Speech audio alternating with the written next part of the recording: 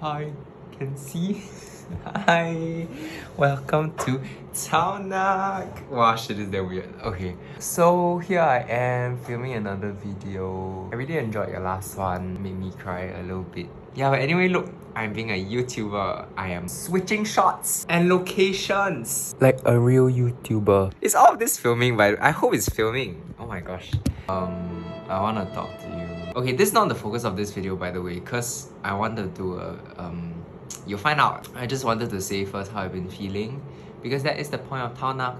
I've been feeling a bit constipated, like not physically, but constipated because I like wanna talk to you and I don't want to disturb, because I know you are doing big important stuff like farming. Can you see me? This is me farming. Yeah, you're gonna be farming and going to school and having lessons, and you've been moving in and how to disturb. Yeah, so I wish you still talk to me. I just think it'll be hard to find the time, but please talk to me, yeah. If you don't want to talk to me, then can you tell me? Then we'll talk about it. But then that would mean you talking to me, so oopsies. You just let me know.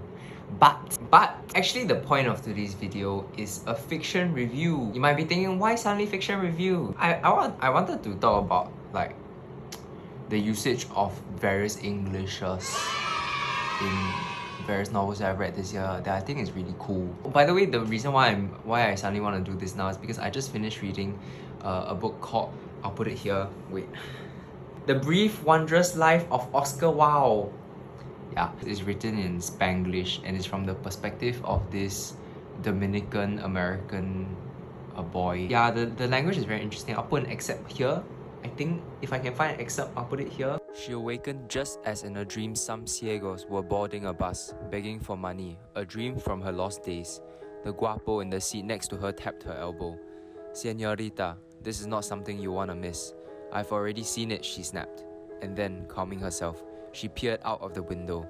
It was night, and the lights of Nueva York were everywhere.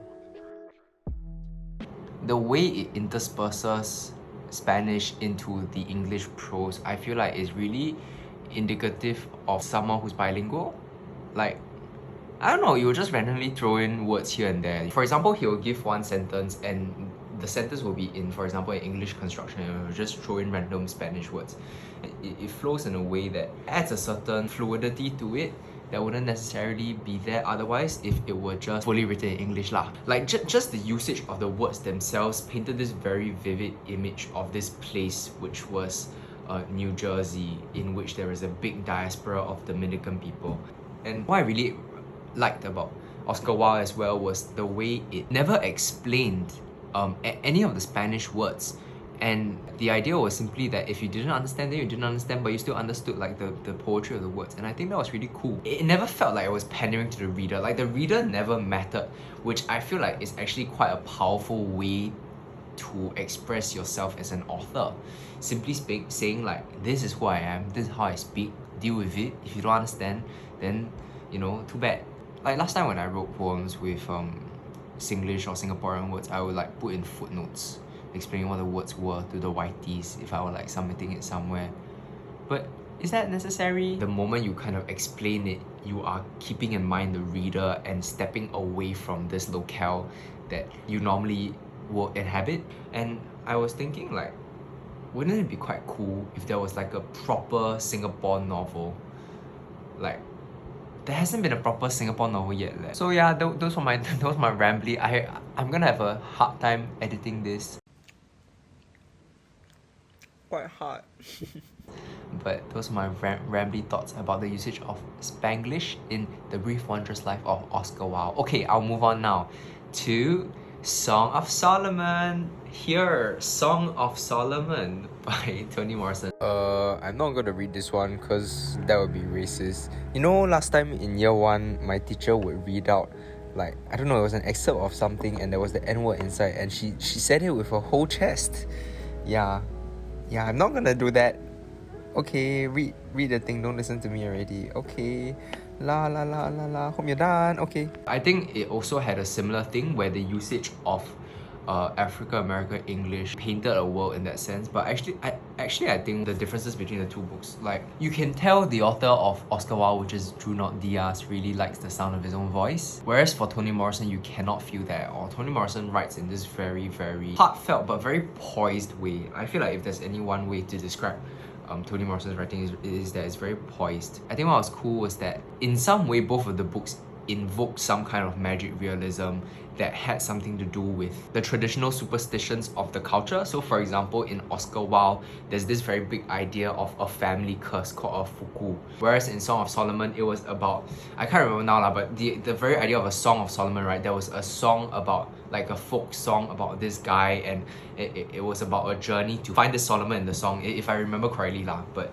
it was cool because both of the endings of the book, I feel, ended on this like kind of speculative note that was really interesting, and that was in both novels permitted by the usage of more than just standard English. And the last book I wanted to talk about was How much of this heels is gold? by Pam Zhang. Mars tiger like no other tiger Lucy has seen. A set of 8 lines suggesting the beast only if you squinted. A cipher.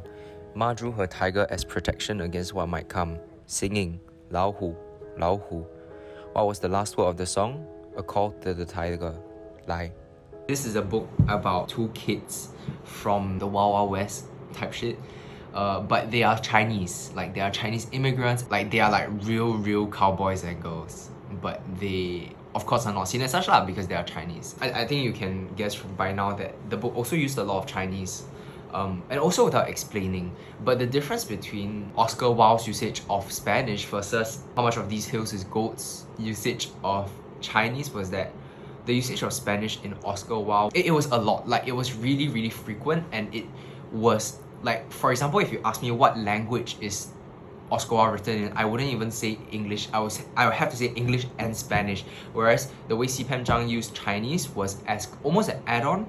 And very interestingly, like, the parents would like almost never speak in English. Parents would almost basically only speak in Chinese, and there would be like important plot points that were only revealed if you knew Chinese. Like, for example, I don't know if you're gonna read it. If you're gonna read it, you can skip ahead. There's spoilers here.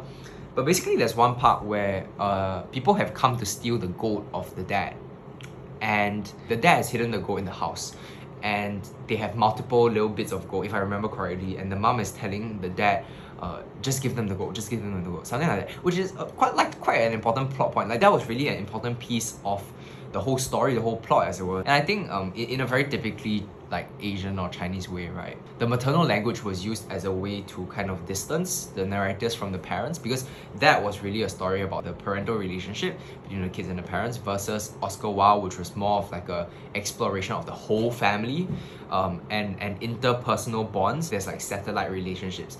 But yeah, I just thought it was cool that there's a lot that you can do with fiction. I realized recently that fiction is my favorite kind of literature. A really good novel, there's nothing better that literature can give leh. Like, really, novels speak this truth that I really don't think any shorter form of literary art can do. But I don't know, I really like myself some novels. Yeah, that's my revelation, and I hope you have enjoyed my review of novels that write using various Englishes. I hope this was interesting and it wasn't just me rambling the whole time. Maybe I'll put in me dancing here again to make it more entertaining.